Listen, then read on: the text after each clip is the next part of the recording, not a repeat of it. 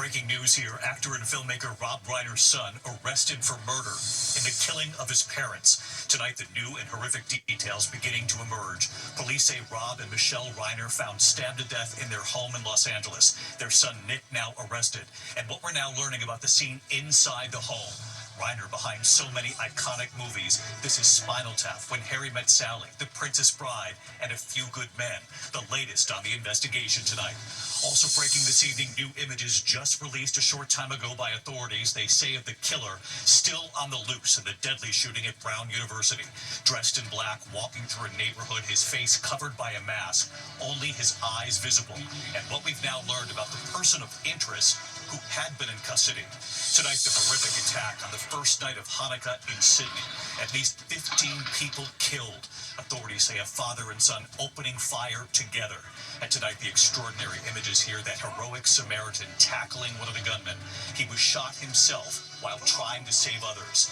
Back in the U.S., outside Boston tonight, the verdict in the Brian Walsh murder trial, on trial for killing his wife and mother of three, disappearing on New Year's Day, what the jury decided.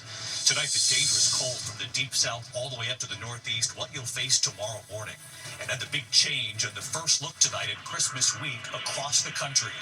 Tonight, off the coast of Florida, the fire breaking out, a Coast Guard helicopter racing in. There's also news tonight on Kansas City Chiefs quarterback Patrick Mahomes and that torn ACL, what they're now saying tonight. Also this evening, the tributes pouring in for a beloved star from daytime TV. One half of an iconic couple, their TV wedding watched by 30 million. From ABC News World Headquarters in New York, this is World News Tonight with David Muir. Good evening. We begin tonight here with the horrific murders of Hollywood actor and director Rob Reiner and his wife Michelle, stabbed to death in their own home. Tonight, their son Nick Reiner is now under arrest in their murders. The chilling case unfolding over the last 24 hours, police say the bodies of Rob and Michelle Reiner were found stabbed to death in their Los Angeles home. Tonight, sources telling ABC News their daughter was the one who found them. Officers then swarming the neighborhood. Their son, 32-year-old Nick Reiner, was taken into custody overnight. He had been open about his own struggles over the years, including his battle with drug addiction. He and his father making a movie together about those struggles. Rob Reiner was known to generations of Americans, beginning with All in the Family. He played Archie Bunker's son-in-law, and he went on to direct some of the most iconic films of the last 4 decades. ABC's Trevor Ault leading us off from Los Angeles. Tonight, the horrifying double murder in Los Angeles. Iconic filmmaker Rob Reiner and his wife Michelle both killed. Their son Nick now suspected in their murders. Sources tell ABC News the couple's daughter found them Sunday stabbed to death inside their Los Angeles home. Police soon on scene. They worked throughout the night on this case and were able to take into custody Nick Reiner, a suspect in this case. He was subsequently booked for murder. A neighbor tells ABC News the Reiners' good friends, comedians Billy Crystal and Larry David, both visited the home after police arrived, saying Crystal looked like he was about to cry. Trevor Tafahima laying a flower and candle at the gate. He worked security at the Reiner home. Tells me their son Nick lived on the property and was obviously troubled. You could tell he had some problems with drug addiction. If Nick is the suspect, I would never have thought that he would have done this to his parents. 32-year-old Nick Reiner had battled drug addiction since he was a teenager. In 2016, he and his father worked together on Being Charlie, a film inspired by Nick's own struggles. Father and son then talked about what it meant for their relationship. I think the bonding came not from the story itself, but from the fact that we were working on a movie together. It forced me to have to see more clearly and understand more deeply what Nick had gone through. And I think it forced him to see things that I had experienced during this process. For 6 decades, Rob Reiner was one of the most beloved figures in Hollywood, first bursting onto the scene as Michael Stivic on the 70s sitcom All in the Family. Let me tell you something, Mr. Bunker. No, let me tell you something, Mr. Stivic. You are a meathead. It was his work as a director where he helped create some of the most celebrated movies ever. His first film, the cult classic mockumentary This Is Spinal Tap. Why don't you just make 10 louder and make 10 be the top number and make that a little louder? These count to 11. Then the coming-of-age story Stand By Me, the fantastical comedy The Princess Bride, the gripping courtroom drama A Few Good Men, I want the truth. You can't handle the truth. and the gold standard of romantic comedy When Harry Met Sally. When you realize you want to spend the rest of your life with somebody, you want the rest of your life to start as soon as possible. It was on that set where Reiner met his wife Michelle, a photographer. Reiner was also an outspoken critic of President Trump.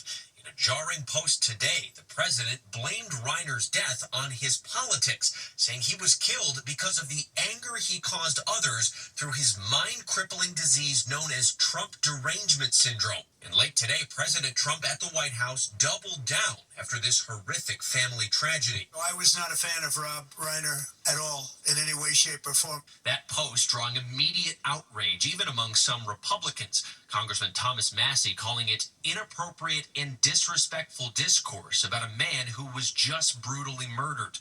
Tonight, the tributes are pouring in. Reinl's Spinal Tap co-star Harry Shearer saying Reiner had a laugh so uproarious it was audible around the block, saying he was funny, he was smart, he was a mensch. Kevin Bacon worked with Reiner on A Few Good Men. He posted this video. I'm just sending love to everybody that knew him, because I know that everyone's hurt today. And former President Barack Obama writing, beneath all of the stories he produced was a deep belief in the goodness of people and a lifelong commitment to putting that belief into action.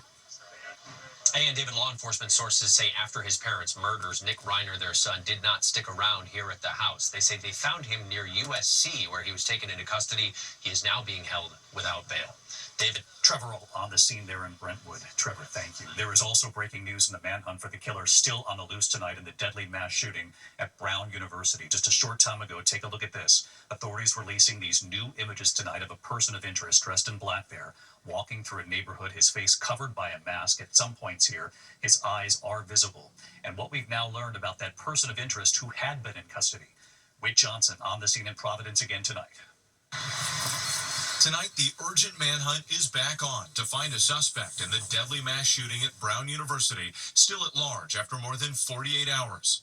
We want to see the individual that pulled the trigger on these young kids identified, apprehended, and brought to justice. Moments ago, police releasing these new surveillance videos showing a person of interest in dark clothing walking in a residential area hours before the shooting Saturday afternoon, seen crossing the street, and this image showing him from the front. We're asking the public for assistance to be able to identify this individual. It follows a stunning turn in the investigation. A man previously detained, released overnight. The Rhode Island Attorney General telling ABC News the man was effectively cleared after analyzing the evidence. Do you believe people here should feel safe right now? I do. I understand why there is deep discomfort. However, we have a very safe community with a lot of law enforcement resources at our disposal right now. The first reports of an active shooter coming just after 4 p.m. Saturday in the midst of final exams. 2 victims, 1 shot in the back, 1 shot in the shoulder. Students barricading themselves inside classrooms, hiding underneath desks. Law enforcement going room by room. Police say the gunman entered the Barris and Holly Engineering Building and opened fire on the first floor. Joseph Adura was inside a lecture hall leading a study group of about 60 students when he says the shooter walked in, his face almost completely covered, and looked him in the eye. I saw like something bulging from his chest, so maybe like some type of ammo or bulletproof vest. Aduro guiding students to take cover behind a desk. Police say the gunman fired more than 40 rounds from a 9mm handgun inside that lecture hall before fleeing the scene. 2 students killed, 9 others injured. What did you see as you were walking out? I think honestly it felt like a video game site. Like it was just like something I've never really seen before. Students just agonizing in pain. Among those killed, Muhammad Aziz Umarzakov from Uzbekistan. His family writing on GoFundMe, he was incredibly kind, funny, and smart. Our family is incredibly devastated by this loss. And Ella Cook, a sophomore from Alabama, remembered as a bright light. her loss is really, really a big hit for the Brown community. It's going to be a long period of healing and pain going forward to start next semester. And again, David, just moments ago, authorities releasing these new surveillance images of a person of interest. They want the public to study them closely. The FBI is now offering a $50,000 reward for information leading to an arrest and conviction. David. Wade Johnson right there in Providence with thank you. Now to the horrific and deadly attack on the first night of Hanukkah in Sydney, Australia. At least 15 people were killed in this. A father and son opening fire together. And tonight, here, look at this, the extraordinary images. The heroic Samaritan tackling one of the gunmen. He was shot himself while trying to save others. ABC's Britt Clennett from Sydney. Tonight, new details on the father and son who authorities say carried out that anti-Semitic massacre at a Hanukkah celebration on Australia's iconic Bondi Beach. At least 15 people killed, dozens more wounded. Dramatic video of a heroic bystander tackling one of the alleged shooters, wrestling that long gun out of his hands, turning it on the suspect. Tonight, law enforcement sources telling ABC News the two shooters are 50-year-old father Sajid Akram and his 24-year-old son Naveed. Sources say they pledged allegiance to ISIS and shouted Allahu Akbar while opening fire. Authorities say 2 ISIS flags, weapons and IEDs were recovered near the scene. The attack unfolding Sunday night local time as hundreds gathered to celebrate the first night of Hanukkah. I just heard a few fireworks going off. That's what it sounded like anyway. One of the shooters seen ducking while unloading a barrage of bullets. You see a man crouching under the bridge while the shooters were perched. Marcos Carvalho filming as he ran for his life. I must have heard, 40, 50 shots. And tonight, that man who wrestled the gun away from one of the shooters, now identified as 43-year-old Ahmed Al-Ahmed, a Syrian-born Muslim, father of 2 and local fruit vendor. He was shot twice, but has survived. I know my brother, he's a brave one, He's a good man. He have a good heart, He was trying to defend about the people. We're also learning more about the victims. 10-year-old Matilda Britvan, seen here in that yellow dress, a dolphin painted on her face just moments before the shooting. She was reportedly killed in front of her 6-year-old sister. Tonight, Matilda remembered as a bright, joyful and spirited child who brought light to everyone around her. David, as for the suspects, the father was killed and we know that his son was wounded during the attack. David? That growing memorial right there behind you, Britt. Thank you. Back here in the U.S. tonight, the Justice Department says it has foiled an alarming New Year's Eve terror plot. They say 4 suspects were planning to fill backpacks with pipe bombs and detonate them at midnight on New Year's Eve at 5 locations in Southern California. The FBI and Homeland Security officials have been warning the nation's police to be on alert with the holidays approaching. Tonight outside Boston, a guilty verdict, the Brian Walsh murder trial. The jury finding him guilty of killing his wife. Here's Aaron Katursky. Brian Walsh walked out of court in handcuffs and shackles after a jury outside Boston convicted him of killing his wife, Anna, a mother of 3, before dismembering her body. What say the jury? Is the defendant guilty or not guilty? Guilty. Guilty of what, sir? Murder in the first degree. His wife's body has never been found since she vanished on New Year's Day 2023, but prosecutors had ample incriminating evidence, including Walsh's online searches for things like how long before a body starts to smell, and dismemberment and best ways to dispose of a body. Jurors also saw video of Walsh buying a hacksaw, hatchet, and cleaning supplies. We've seen other cases where we've not had a body, but this is the first one I can remember we've had a first-degree conviction. Before trial, Walsh admitted to disposing of his wife's body, claiming he panicked after she died in her sleep. Prosecutors said Walsh killed his wife because the couple was having financial problems and she was having an affair. The first-degree murder conviction, David, means Brian Walsh, seen here in that store surveillance video buying all of those incriminating items, is going to spend the rest of his life in prison without the possibility of parole, sentencing set for Wednesday. David? Aaron Katursky on this again tonight. Aaron, thank you. We turn now to the dangerous cold tomorrow morning again, and then the big change. Let's get right to Chief Meteorologist Ginger Z with us here on a Monday night. Hi, Ginger. Hi, David. The wind chill already in the teens, going to stay that way here in New York, but this isn't as big of a deal for us as it is for a place like Mobile, Alabama. You see them tomorrow morning with a wind chill of 24. So that's the last morning we see the 20s all the way down to Florida in the freezing mark, for at least for wind chills. Because then, by Thursday, what we've seen as daily record highs out in the Southwest is going to start to bleed to the east. And by Thursday, we'll see mid-50s for highs in Washington, D.C. It'll be 50 degrees in Cincinnati. That after they started this morning sub-zero. And by next week, Christmas week, we're staying above average for about 2/3 of the nation. David. Ginger Z with us tonight. Thank you, Ginger. Tonight, President Trump is vowing retaliation for the ISIS attack, killing 2 U.S. soldiers and a civilian interpreter in Syria, saying they will be, quote, hit hard. The Pentagon identifying the soldiers tonight, Sergeant Edgar Torres Tovar and Sergeant William Howard, both of Iowa, the first U.S. combat deaths in Syria since 2019. When we come back tonight, dramatic images off the coast of Florida this evening, a fire breaking out, a Coast Guard helicopter racing in. You'll see it. There's also news tonight in Kansas City Chiefs quarterback Patrick Mahomes and that torn ACL and what they're now saying about this. And the tributes pouring in tonight for a beloved star from daytime TV, a half of that iconic couple, their TV wedding watched by 30 million, and what he died from in a moment here. Tonight, the rescue off the coast of Florida, a fisherman's boat catching fire 100 miles west of Clearwater. Helicopter crew spotting smoke, the boater on a life raft when they got to him. Rescuers then pulling him to safety. Tonight, Kansas City Chiefs quarterback, as you know, Patrick Mahomes out for the season. Mahomes suffering that torn ACL in the loss to the Chargers. Kansas City now out of playoff contention. Mahomes is expected to need surgery, but tonight the Chiefs head coach Andy Reid now says that Mahomes will get a second opinion before any surgery. The other story, Indianapolis Colts quarterback and grandfather Philip Rivers making NFL history. At 44, Rivers coming out of retirement playing against the Seahawks. Rivers completing 18 passes, including 1 touchdown. Quite a game, not a win, but quite a comeback. When we come back tonight, remembering one of the biggest stars of daytime TV, one half of the beloved daytime couple, Luke and Laura, and what he died from in a moment. We learned today that General Hospital star Anthony Geary died due to complications from a medical procedure. He was 78. Best known for his role as Luke Spencer, one half of the iconic daytime couple, Luke and Laura. Their TV wedding watched by 30 million viewers. Anthony Geary was again 78.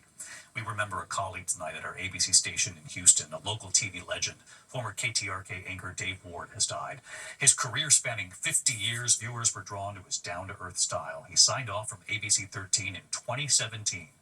Dave Ward was 86. When we come back here tonight, from A Few Good Men to that scene in When Harry Met Sally, do you remember the woman who delivered that iconic line? Tonight here, Rob Reiner's legacy. So many unforgettable movies. Rob Reiner, the actor and Hollywood filmmaker, would direct some of the most iconic and most quoted movies of the 20th century. The son of Carl Reiner, Rob Reiner, was cast in All in the Family at 23. So, you're Mr. Bunker. You figured that out, huh? Archie Bunker's son-in-law. The role would earn Reiner 2 Emmys. Love is never having to say it, right, Dad? The meathead is right. His first feature film, This Is Spinal Tap, in 1984. It was largely improvised. It's such a fine line between stupid and clever. There was Stand By Me in 1986. I just wish that I could go someplace where nobody knows me. The Princess Bride in 1987. Can you move at all? No, you're alive. If you want, I can fly. He would direct Misery in 1990. Look there! See what you made me do? He would direct those iconic scenes in A Few Good Men in 1992. You want answers! I want the truth! You can't handle the truth! And of course, When Harry Met Sally with Billy Crystal and Meg Ryan. That famous scene in Katz's Deli and the line delivered by Rob Reiner's mother, Estelle. I'll have what she's having. And after Rob Reiner met his wife Michelle on the set of that movie, he would change the script after finding love himself. Rob, at that time, was thinking it's never going to happen for me. I'm never going to fall in love again. And then it happens, and we were all witnesses to it. People love to talk about how they meet and fall in love. Every story's good. Rob Reiner's incredible body of work. Tomorrow night, the Rob Reiner story, a Hollywood tragedy, 10 Eastern, Tuesday night on ABC, then Disney Plus and Hulu. I'm David Muir. Good night. New York.